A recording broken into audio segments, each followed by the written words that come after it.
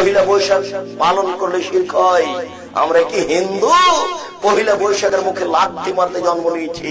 পহিলা বৈশাখ মানে আমি কি হিন্দুর বাচ্চা? পহিলা বৈশাখের মুখে লাথি মারতে জন্ম নিয়েছি। এই দেশের মাটিতে সুনাগরিক বেঁচে আছি। এই দেশের সরকারকে চেয়ে রাখা দরকার।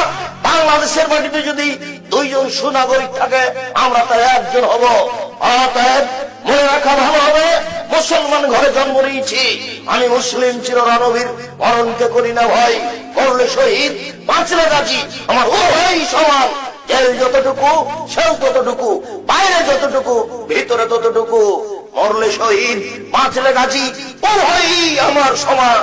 আমি এই জীবনের 5 পয়সা দাম দিনে আমি মুসলিম চিররণবীর। আমি পহিলা বৈশাখের মুখে লাথি মারি। আমি মুসলিম, আমি এই দেশে বসবাস করি।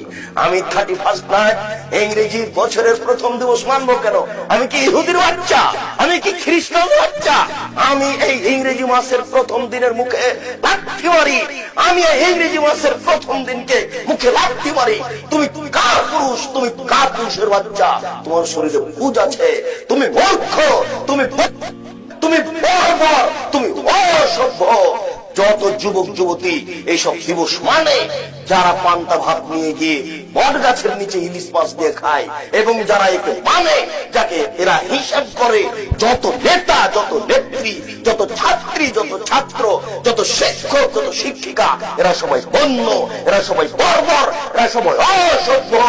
যারা এইসব দিনকে পালন করে, আমি আব্দুর রাজ্জাক যদি তাদের মূর্খ প্রমাণ না করতে পারি, আমি জাতির সামনে জিন্দেগি তার কোনোদিন আসবো না।